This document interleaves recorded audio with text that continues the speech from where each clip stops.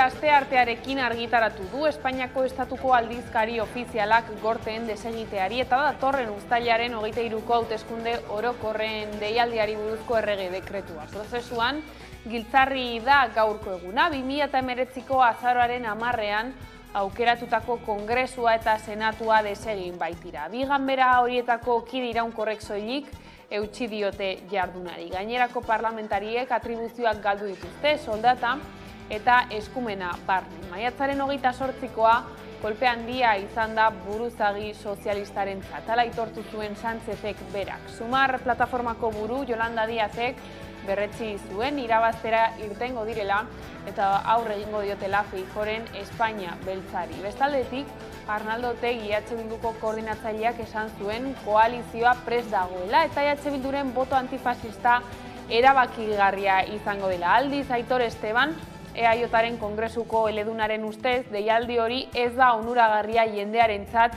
ez da erakundeentzat ere.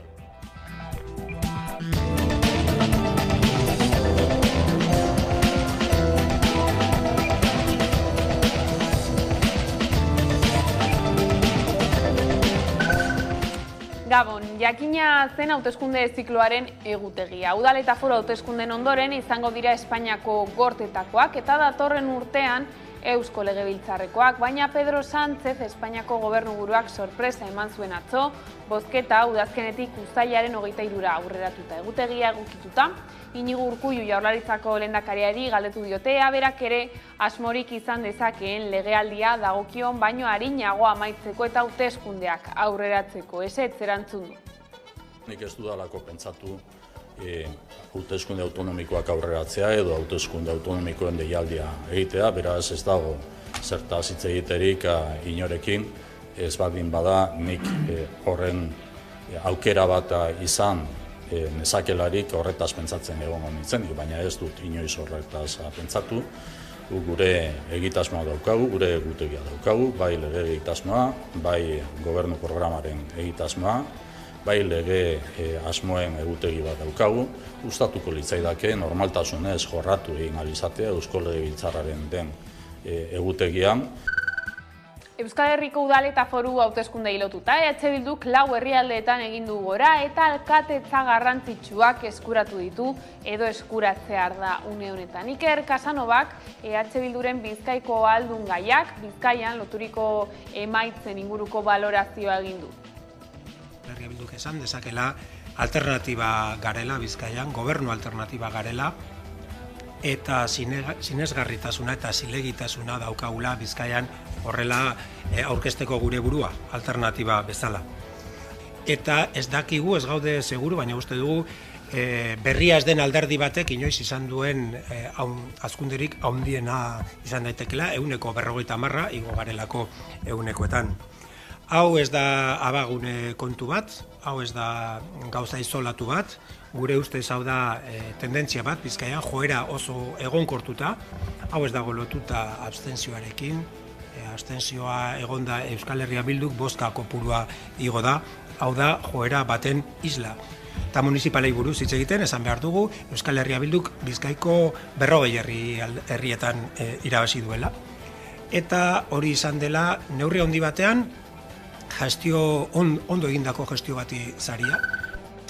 Emaitzen arabera, Araban eta Gasteizen Bilduk irabazi du Rocío Vitero eta bera izango litzateke hiriburuko alkatea. Hori bai ez duke gehiengo osoa izango, kargu hartzea ekainaren 17an izango da eta ordura arte alderdiek gobernatzeko aukera guztiak aztertuko dituzte. Koalizio gobernuak sortzea edo itunak egitea. Elkarrekin Podemos izan da hauteskunde akordioei buruz azaldu den lehena Nerea García.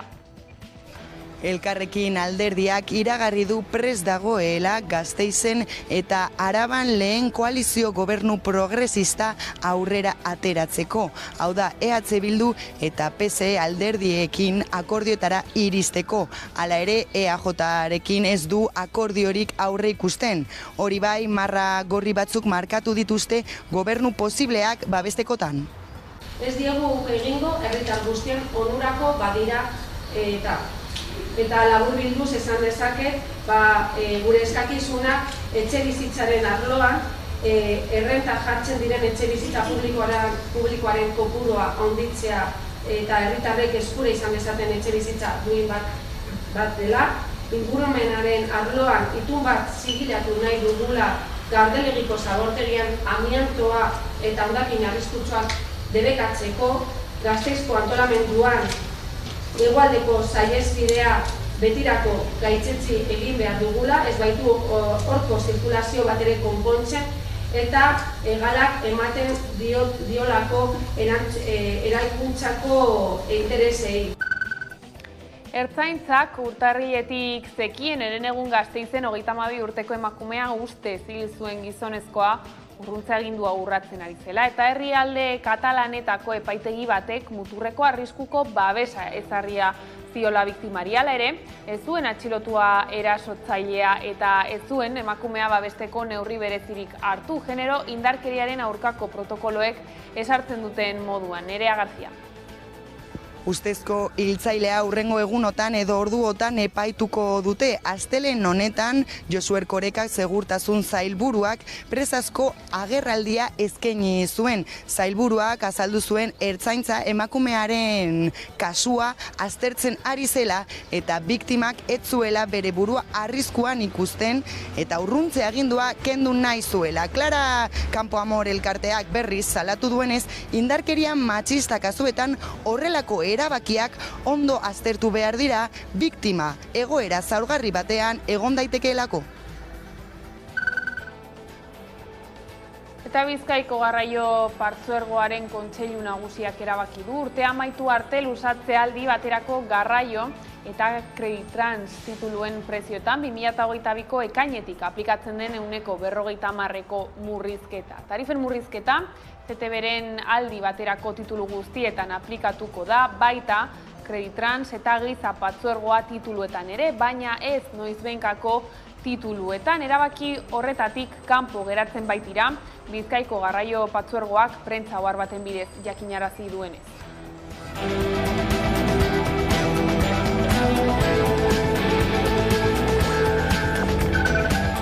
Eta 3 gunetan banatuko da datorren ekainaren 4an Mungian egingo den Euskal Eskola Publikoaren jaia. 30. aldia izango da urtengoa eta Jagon Eskola Publikoa Lelopean egingo dute. Azken kontuak izten ari gara eta bai, uste dute programa polita prestatu dugula iganderako, ez bakarrik iganderako, ze larunbatean ere egongo da zer eginikan, larunbatean ere kontzertuak izango ditugu, beraz, gure aldetikan egin dugu dugun esfortzu guztiena asteburua polita pasatzeko aukera emateko jendeari. Eta Gasteizko txosnetan, abuztuaren 3tik 9 jaietarako taldeak berresten jarraitzen dute. Taldeen zerrenda ia osatuta dago, 8 txosna, 3 karpa eta 4 agertoki egongo dira.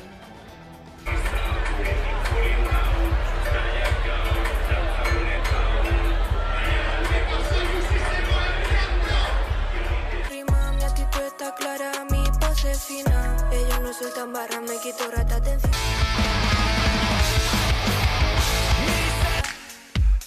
Seguro una olla quiero ver. Si quieren algo, métele irulla, que me partan la cara. A mí me da igual, y yo estoy muerto, no me importa nada. Como dímelo, bye. Presta el tira, erabakiak erabaki, bakoitzak bere karga darama.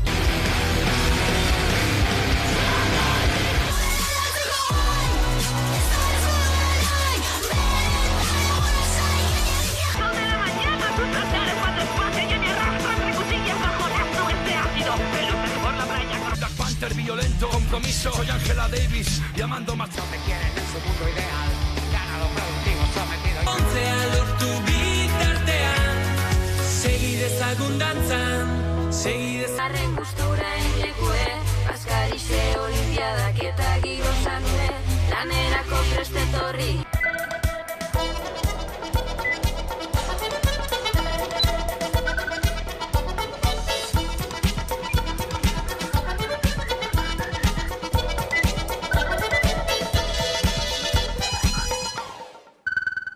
Ongetorriak gurean gaur gaueko albistegira. Maiatzaren 28koa kolpe handia izan da buruzagi sozialistarentzat. Hala aitortu zuen Sánchezek berak. Hauteskundeen aurrerapena iragarrita, berehala heldu ziren gainontzeko alderdien erreakzioak. Sumar alderdi gisa erregistratu da, ezkerreko taldeen bategitea errazteko helburu hartuta, eta Ciudadanos ez da hauteskunde orokorretara aurkeztuko.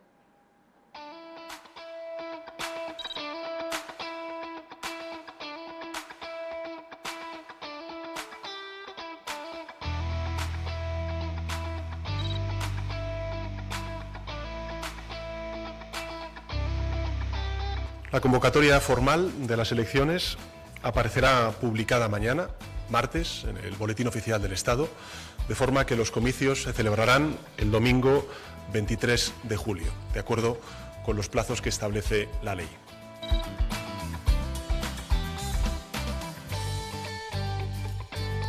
Ez da onuragarria jendearentzat, ez da onuragarria momentua gaitxik eta modua gaitxik, eta behar bada, bere alderdi barruko kalkulu batzuetan ulertu ahal izango dugu deialdia. Guri konbokatoria elektoral batek ez digu aldatzen printzipioak eta baloreak. Eta berdin zaigu, hauteskundeak konbokatu edo ez du mantenduko ditu gure printzipio eta baloreak. Lehenengo berria eta gero alderdia, lehenengo herria eta gero eta eskubiari ateak itxiko izkigu toki guztietan. Hori da gure posizioa.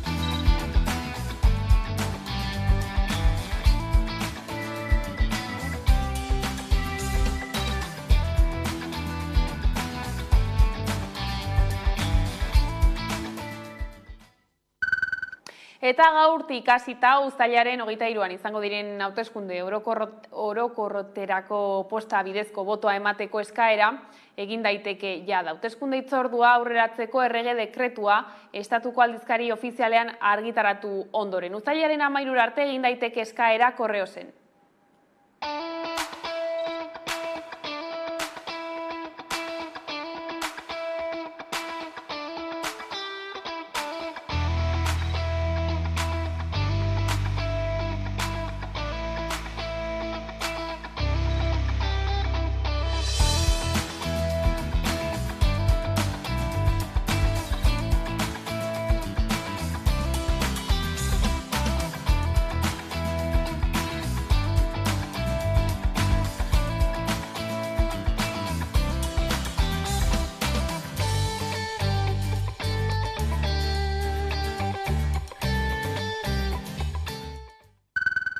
Bere aldetik Urkulluk iragarri du ez duela Eusko Legebiltzarreko hauteskundeak aurreratzeko asmorik. Komunikabideen aurrean egindako agerraldian Urkulluk aitortu du Sánchezen iragarpenak ez ustean hartu duela, baina bere nahia da legealdiko azken hilabeteetan normaltasunez aritzea.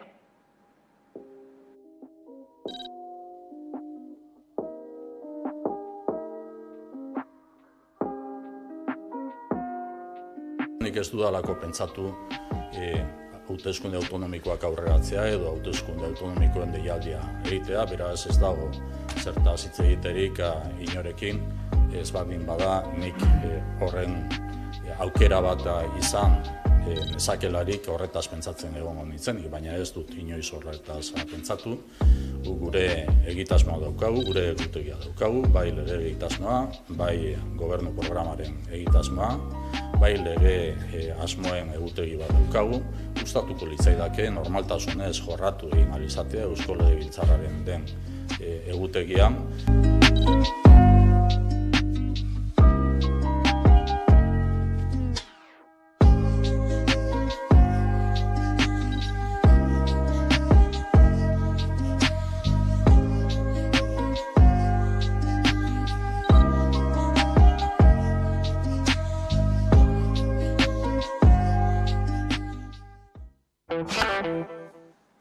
Hauteskunde emaitzak jada argituta, negoziaketei heltzen hasiko dira laster foru gobernuak osatzeko. Batzar nagusietara zein Nafarroako parlamentura sartzeko, alderdiek gutxieneko boto kopuru bat eskuratu behar dute. Datuei erreparatuta, Araban eta Bizkaian EAJko kidea izango da aldun nagusia, PSren babesarekin. Gipuzkoan, PPk izango du giltza aldun nagusia aukeratzekoan, eta Nafarroan baliteke azken legealdiko akordioi eustea.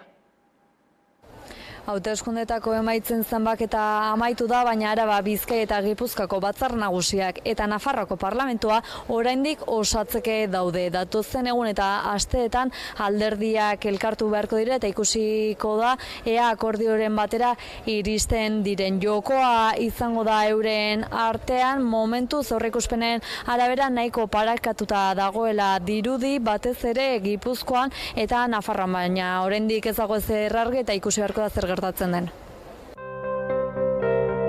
Hauteskunde emaitzak jada argituta negoziaketei heltzen hasiko dira laster foru gobernuak osatzeko. Batzar nagusietara zein Nafarroako parlamentura sartzeko alderdiek gutxieneko boto kopuru bat eskuratu behar dute. Datuei erreparatuta Araban eta Bizkaian EAJko kidea izango da ahaldun nagusia, PSeren babesarekin.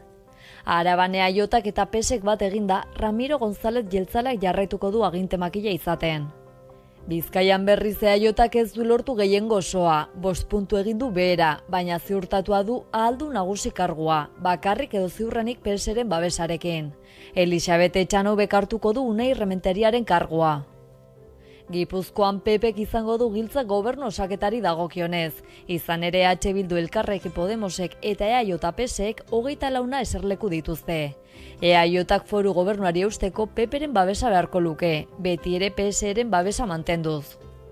Aipagarria orain arte agintan zeuden bi taldeen artean, EAJak eta PSek 5 batzarkide galdu dituztela.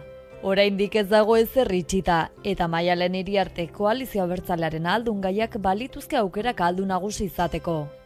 Nafarroan azken legealdiko akordioa eusten badiete, Maria Txibite izango da berriz ere Nafarroako gobernuko lehendakaria, gero Abairen eta Zurekin Nafarroaren babesarekin. Hiruko horreko 21 aulki lortu ditu, eta eskuinak UPNek, PPek eta Voxek 20. EH Bildu berriz ere erabakigarria izango da legealdian zehar. Arabako, Bizkaiko eta Gipuzkoako batzarkidek hilabeteko epea izango dute inbestidura saioa prestatzeko. Berdinketa balego foru hauteskundeetan boto gehien jasotako taldearen buruak hartuko luke agintea. Nafarroako parlamentuko mahaia osatzeko aldiz 3 asteko epea dute parlamentariek, eta haren esku geratuko da gobernuko lehendakari izateko hautagai bat proposatzeko egin beharra. Hilabetera lehendakaririk ez bada berriro hauteskundak egin beharko dira.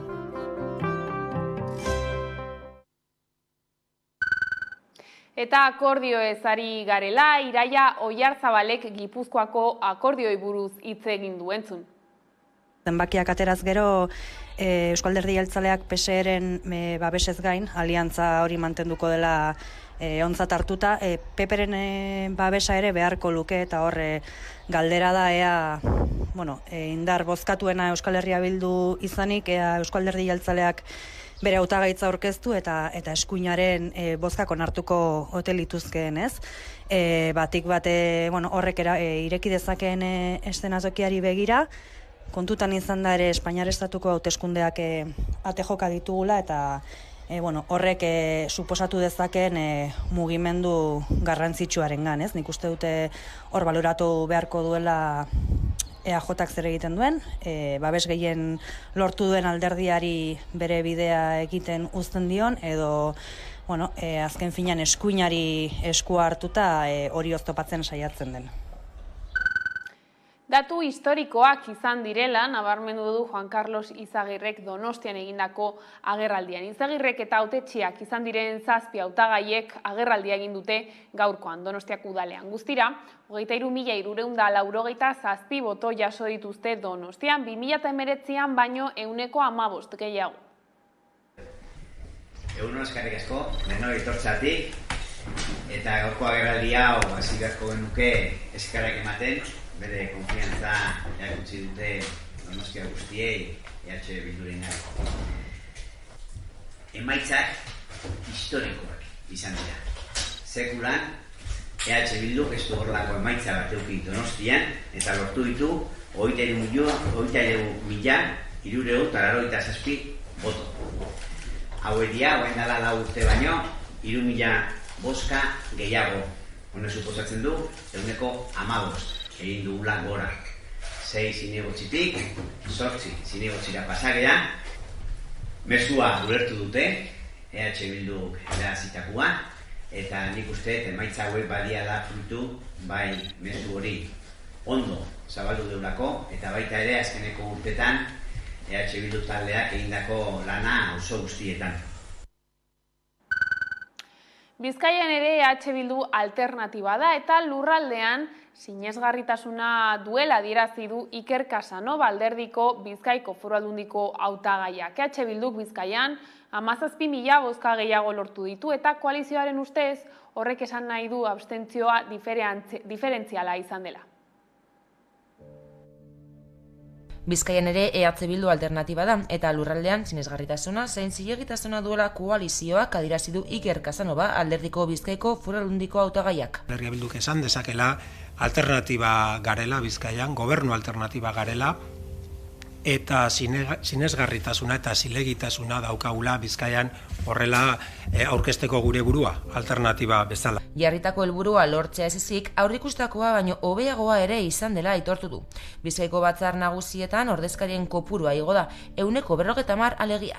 Eta ez dakigu, ez gaude seguru, baina uste dugu berria ez den alderdi batek inoiz izan duen hazkunderik handiena izan daitekela, 150 igo garelako 100etan. Hazkundea izan du EH Bilduk eta joera hori egonkortuta dagoela nabarmendu du. Hau ez da abagune kontu bat, hau ez da gauza isolatu bat, gure ustez hau da tendentzia bat, Bizkaian joera oso egonkortuta, hau ez dago lotuta abstentzioarekin, abstentzioa egonda Euskal Herria Bilduk bozka kopurua igo da, hau da joera baten isla. EH Bilduk Bizkaian 17.000 bozka gehiago lortu ditu eta koalizioaren ustez horrek esan nahi du abstentzioa diferentziala izan dela. EAJak berriz hauteskundeko balorazioan adierazi zuen parte hartze basuak emaitzak ilundu dituela. Edonola ere, udal eta foru hauteskunden aldea txikia izan dela adierazi du EH Bilduk eta gaineratu du alderdi soberanistak Bizkaiko 40 herritan irabazteak adierazten duela, gestioa saritua izan dela. Eta municipalei buruz hitz egiten esan behar dugu Euskal Herria Bilduk Bizkaiko 40 herrietan irabazi duela. Eta hori izan dela neurri handi batean ondo egindako gestio bati saria. EH Bilduk hazkundea izan du Durangon, Galdakaon eta Rigorriagan, baita Bilbon ere. Eta Bilbon emandako jauzia historikoa dela azpimarratu dute. Horrez gain ezkerraldean izandako gorakada hizpide izan dute, baita Alonstegikoa, Plentziakoa eta Sopelakoa ere. Hala horrek guztiak erakusten du alderdiaren esanetan, Bizkaian mapa politiko berria osatu dela. Esan dezakegu Bizkaian mapa politiko berri bat marraztu egin dela. Beste gehiengoak posibleak direla eta EH Bildu alternatiba erreala, sinesgarria eta zilegi moduan ateratzen dela hauteskunde hauetatik. Bestalde, EAJak EH Bilduren beherakada nabarmena aurreikusten zuen azken honek kudeatzen zituen udalerrietan eta lokatzetan sartzeko saiakeretaz haratago, horretan oinarritu du EAen egindako kanpainaren zati handi bat. Astelehen honetan bertan, Bizkaia Buru Batzarreko presidente den Itxaso Atutxak insistitu egin nahi izan du bere alderdiaren beherakada abstentzioaren gorakaldi eta kudeaketaren higadura nabarmenari lotuz. Tolosa, Lekeitio, Durango, Galdakao, Gernika, Gurain, Arrasate eta Falla, Oior, Lekunberri, Eskoriatza, Bergara, Arrasate, Pasaia, Durango, lehen indar politikoa gera.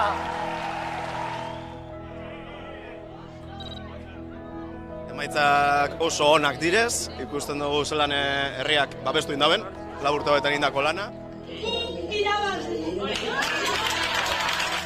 Dato historikoa diez Durangorentzat jarriko gara berba egiten partido guztiekin eta ni uste dut aukerak zabali daudela. Maite duen herritzen godula danon artean.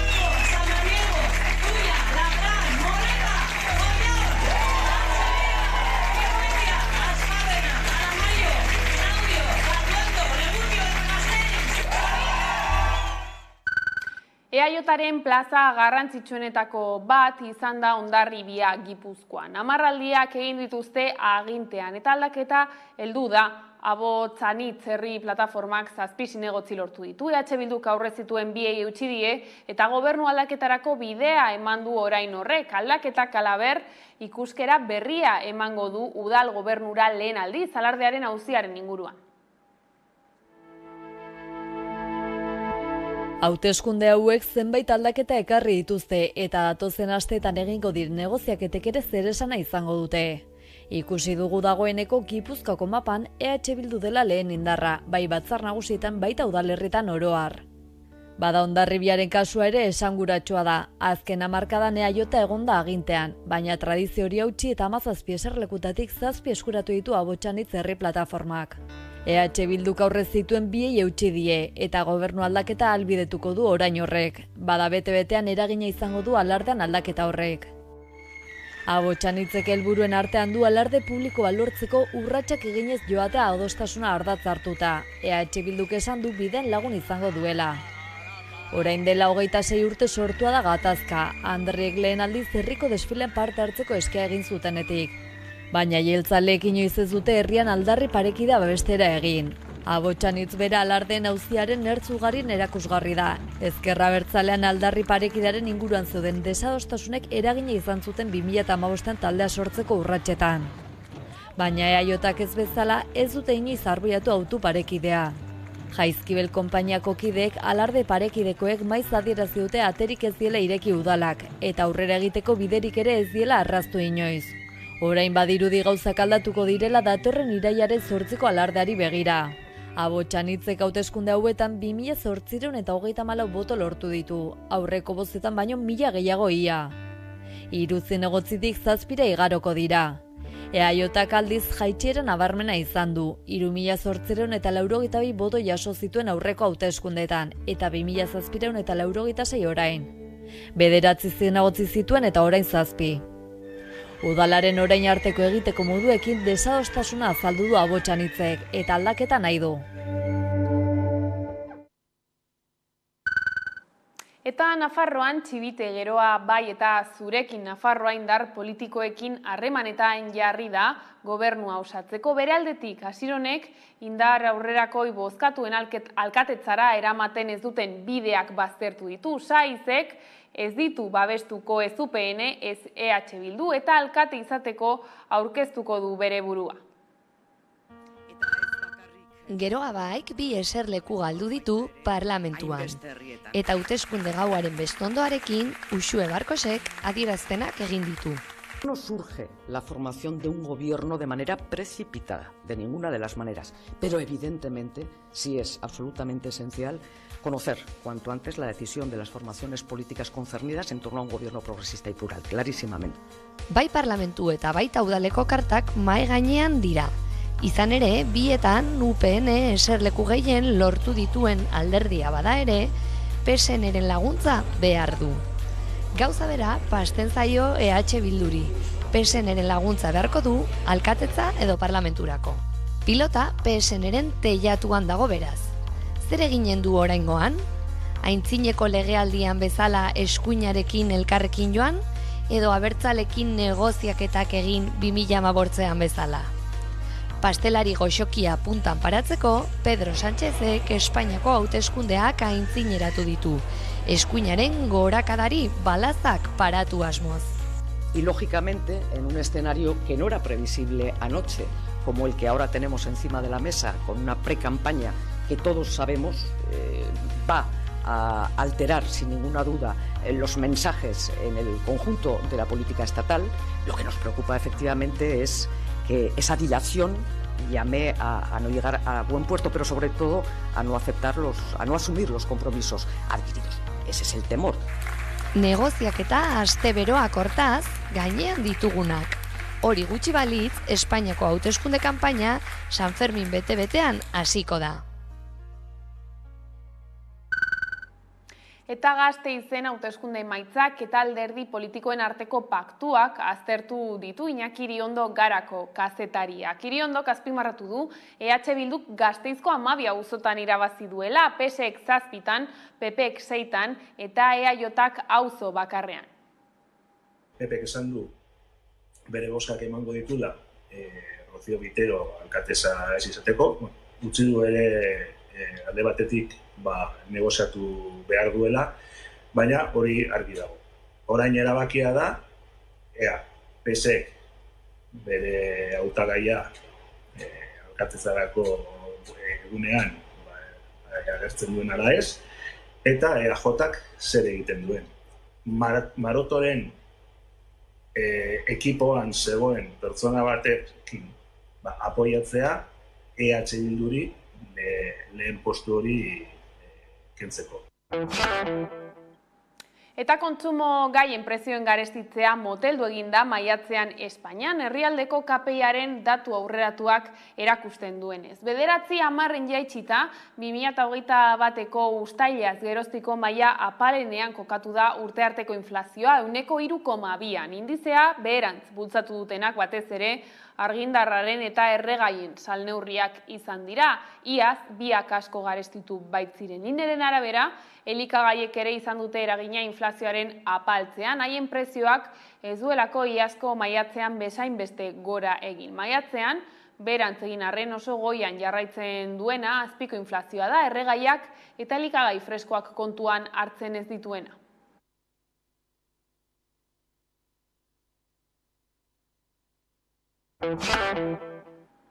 Angel Elias baldintzarik gabeko oinarrizko errentaren aldeko kolektiboko kidea elkarrizketatu dugu gaurkoan Hamaika Telebistan. Bere esanetan, errenta hori da pertsona guztiek bizitzeko behar duten gutxienekoa izatea ahalbidetzen duen. Adierazi du, oinarrizko errenta ezartzeak errekurtsoak exigitzen dituela eta aberastasuna beste modu batean banatzea dakarrela.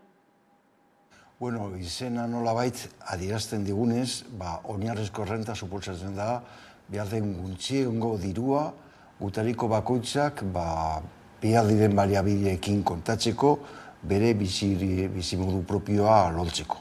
Eta baldintzari gabe. Horrek exigitzen beste kasu askotan, ezagutzen dugu daudela baldintzak edo pobrezia egoera egon behar delako, edo oso helburu konkretuak dituztelako. Kasu honetan, nolabait unibertsala izango litzake, eta kopuruaz depende. Eta da, babesteko behar diren baliabideekin kontatzeko. Gure kasuan, nola zorionez, badugu eskubiderik bai osasun arloan, bai hezkuntza arloan, nolabait ere gizarte zerbitzua, eta badago ere etxe bizitzari buruzko lege bat baita aldarrikatzen duela,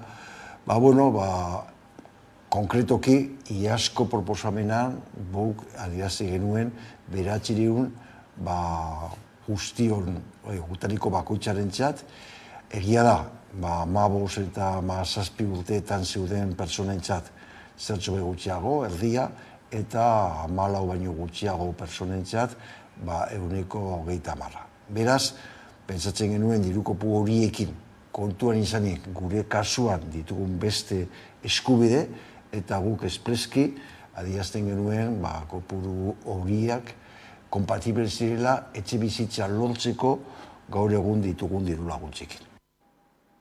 Diru sarrerak bermatzeko errenta baino eraginkorragoa dela uste du, izan ere salatu du, errenta hori jasotzen dutenak pobrezia egoeran daudela da eta gaur egungo lan merkatua babestea eta bermatzea dakarrela ere. Argi dagoela konzeptuagatik nora behar den gutxiengoa, baina behar dena gutariko gure bizimodu propioa lortzeko pobrezia desagertzen da. Gutxinez pobrezia materiala.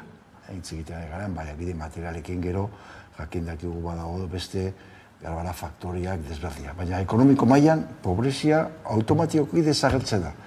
Zer suposatzen duen hau izugarria da. Eta argi dago eta aitortu behar dugu eta salatu ere, hipokritoa dela behin eta berriro pobreziaz eta bar kanpainetekin, eta jakindakienean badagoela tresna segundo urrengotik da pobreziarekin amaitzeko ez egitea. Hori da nabaria. Baina badago ez bakarrik lehen komentatu dudanez lan merkatuan, badago ere zer suposatzen da gutariko bakoitzarentzat gure autoestimarako ere jakitea eta gure segurtasuna gutariko bakoitza dugun urtetan zehar, eta bizitza dugun bitartean aukera daukagu evoluzionatzeko, aldatzeko eta gauza berrietan, baina beti aukerak, nolabait, sentido emateko gure bizitza. Eta, ni aitite naiz, eta lehen aite izan naiz. Eta argi dagoela, txiki-txikitatik konturatzen zara, eske egin nahi dute. Jolastu, mugitu, ikasi, eta hori ez dugu galtzen. Beste gauza da, sarritan, daukagun estresa, daukagun gauza mila, hori ez. Baina egitea da gure gustokoa, eta ez bakarrik horren truke dirua lortzen dugulako. Hori ez da egia. Bai, dirua noski behar dugula gure gizarte honetan, gure bizimodu propio lortzea, baina ez da motivazio nagusia, inor ere ez. Egin diren inkezetan, behin eta berriro aldarrikatzen da, hainbeste langile ez duela inor ere gustora egiten duten lanarekin, batez ere, sarritan, alferra ikusten dutela gizarte interesetarako. Ez gutxirako balio duela. Aparte gero, dauden lan baldintzak. Orduan, nik esango nuke, oinarrizko errenta, izugarri aldaketa positiboak ekarriko lituzkela. Eta gainera, munduzean egin diren esperientzia desberdinetan, hori argi geratu da. Alkoholismo arazoa gutxitu direla. Ez da jende alferra dagoelako. Ez, alderantziz, zu hobeto sentitzen da zarelean zure persona eta zure bizitzaz, normalean, positibo mailan gaitzara bultzatzeko. Eta ez bakarrik, ahazteko eta posible da minak ez sufritzeko. Eta Euskadin azken asteotan bi emakume erail dituzte. Azkenengoa igande honetan izan da Gasteizen. Hiriburuko aparthotel batean aurkitu zuten emakumearen gorpua. Ustezko hiltzailea bikotekide ohia da, Zaragozan atxilotu zuten eta Gasteizera ekarri dute epaitzeko.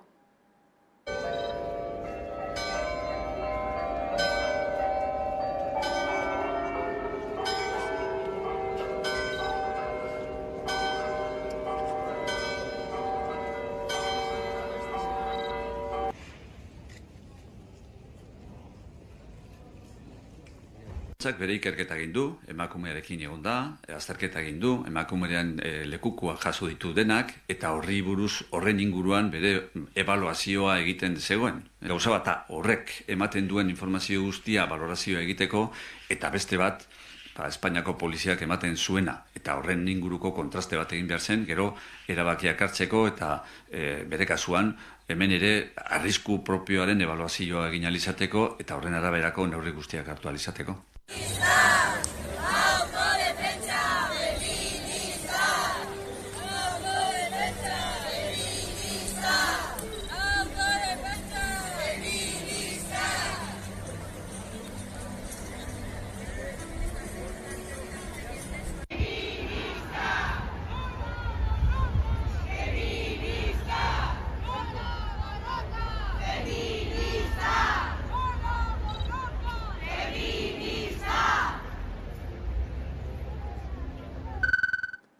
Arabako probintzia auzitegiak Alfredo de Miguelen espetxeratzea agindu du. De Miguelen abokatuak Estefania Arrojok aurkeztutako ezoiko etenaldia ez du onartu auzitegiak. Nerea Garziak azalduko digu.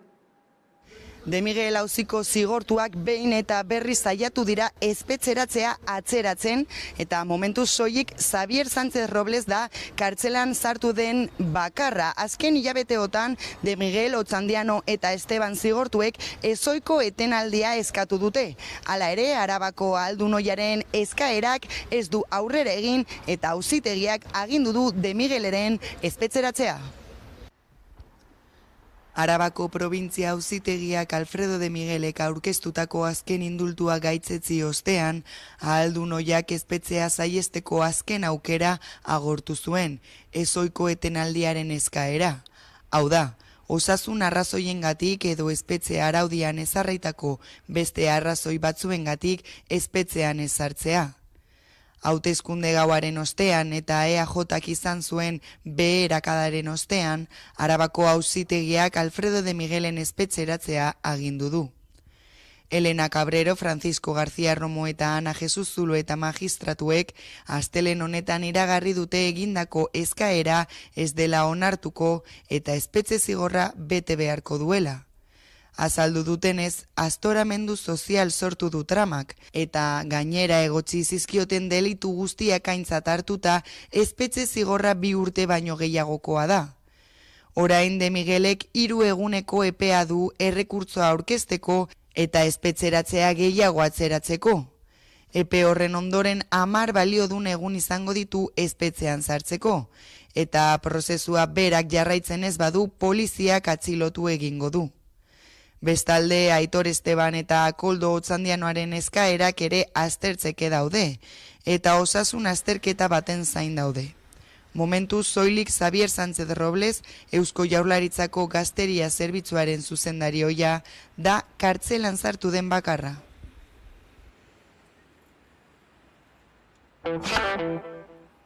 Migratzaileak gaizkile bezala tratatuak direla ohartarazi dute Deustuko Erriberako janari saskiak, Atxuriarrerak, SOS Arrazakeria Bizkaia eta Ongi Etorri errefuxiatuak elkarteak.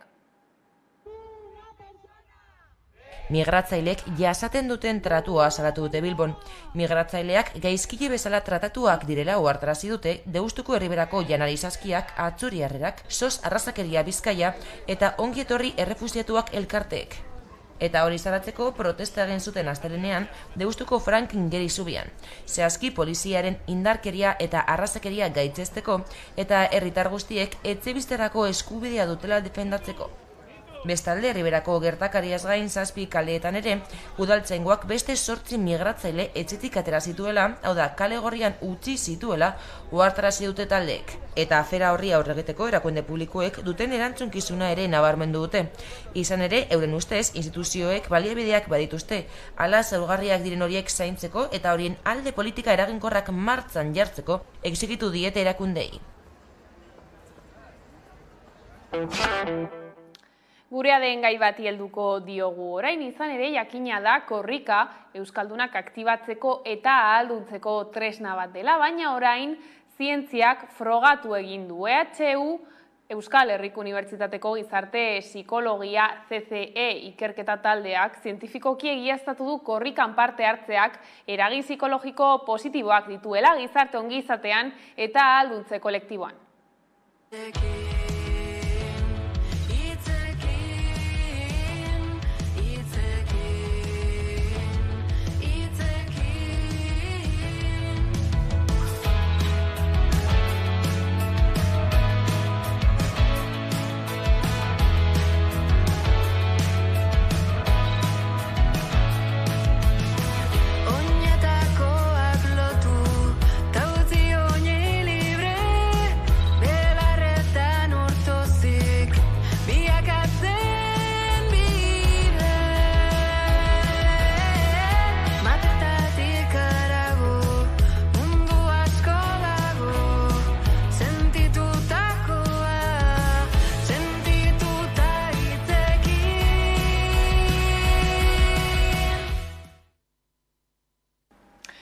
Horren inguruan hitz egiteko Jon Zabala EHUko Gizarte Psikologia CC ikertaldeko kidea daukagu pantailaren bestaldean. Gabon.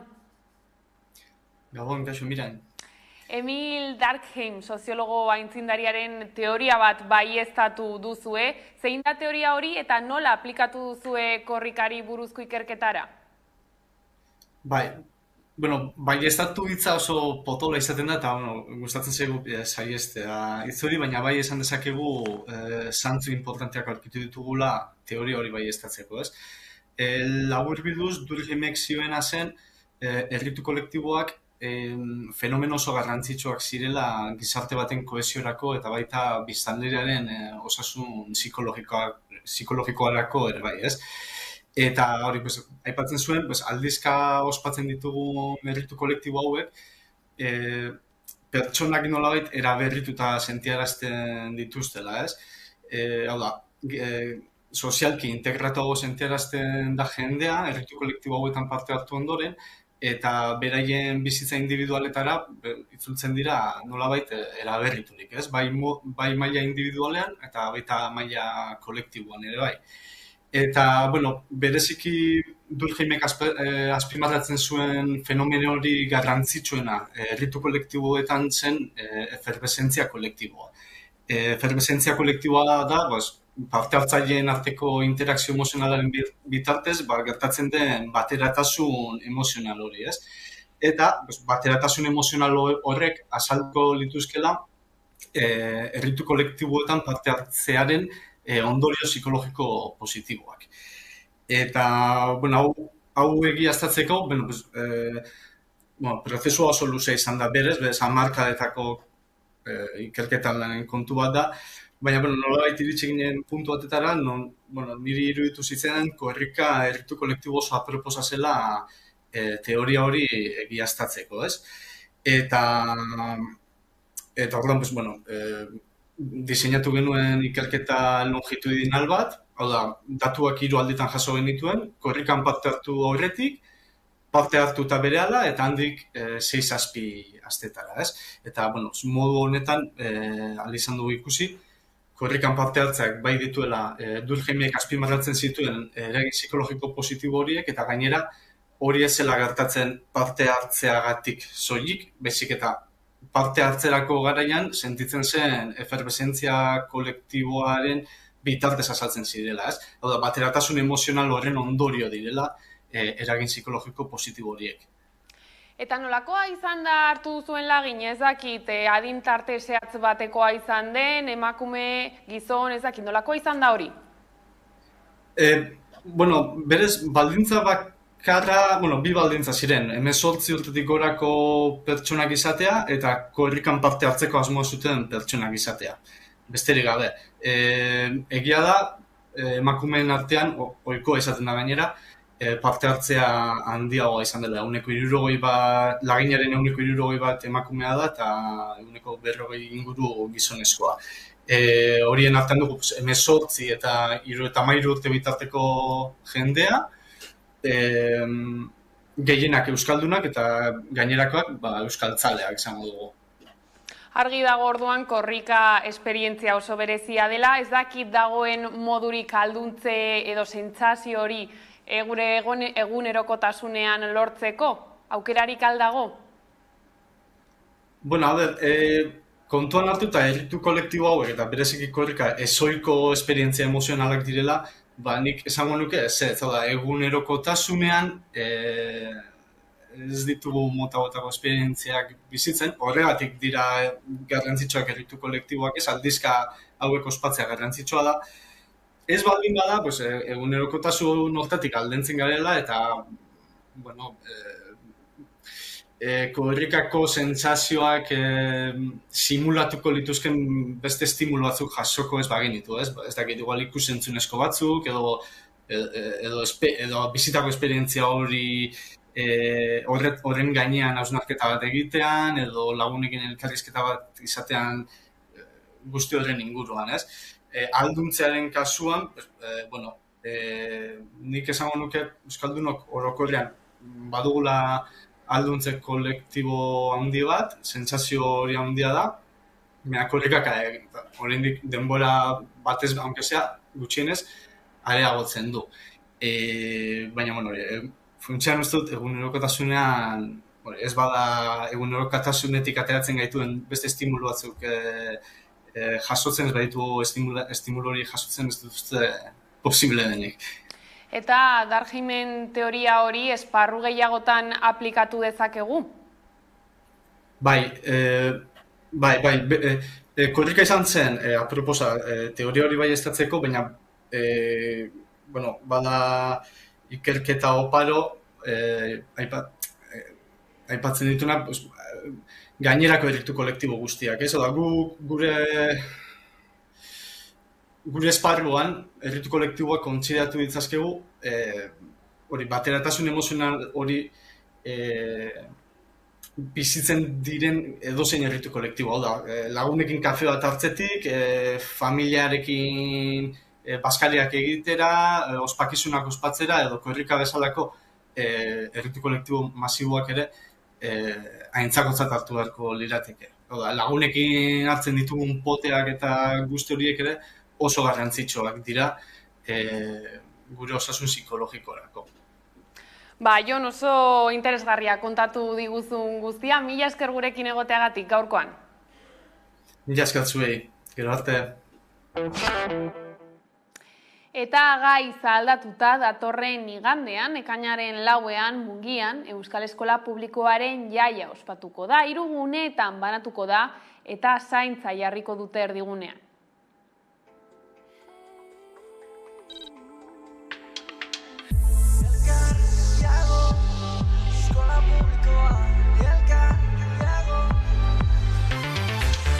Kantu zarretan aipatu ez, baina beti danik hemen gaude. Hizkuntza batek irakatsi ziola, herri bati nahi gabe. Urtez urte, zure begidara begira, egon arren beste 11 etorriko dira. Ze argi dago oso harro zaudela, denon izatearen aukeraz. Ozen hasi naiz, zure desiraz, da sortzen hasi naiz, zure irriaz, da jantzen hasi naiz, zure ideia. Elgar, jagon, zure gatik ni naizelako. Elgar jagon, ozen nago.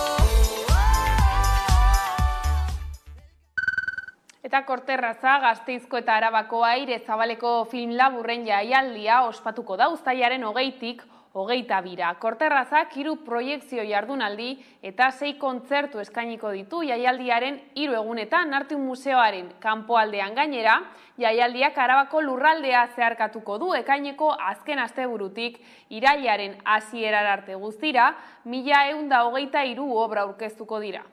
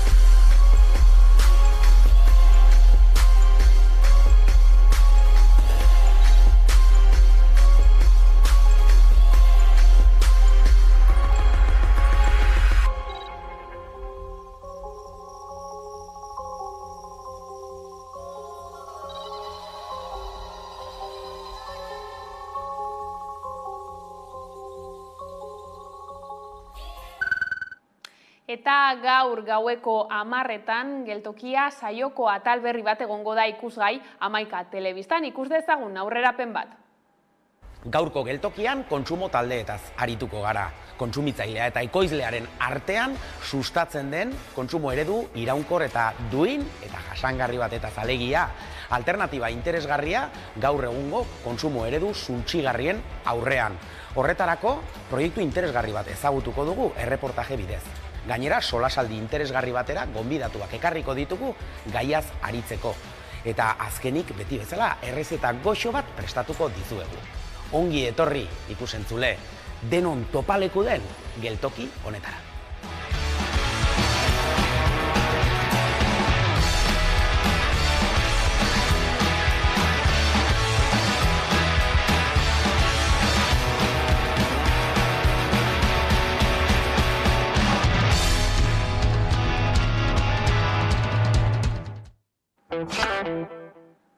Eta horrela iritsi gara albistegiaren bukaerara. Gaurkoan, Sara Azuzaren mendian mendia bestiarekin agurtuko zaituzte. Gustatuko zaizuelakoan besterik ez gure aldetik. Horiek izan dira gaueko albistegiak gurean gaur utzi dituenak. Gogoratu guztiak eta gehiago nahi duzuen aldiro 11.eu atarian daudela eskuragarri, ongi izan eta bihar arte. Gauero esan gauero, gauero etorri leiotik, gauero amestu zurekin, heldu eskutik gogorre utzi, goizero esnatu nirekin, goizero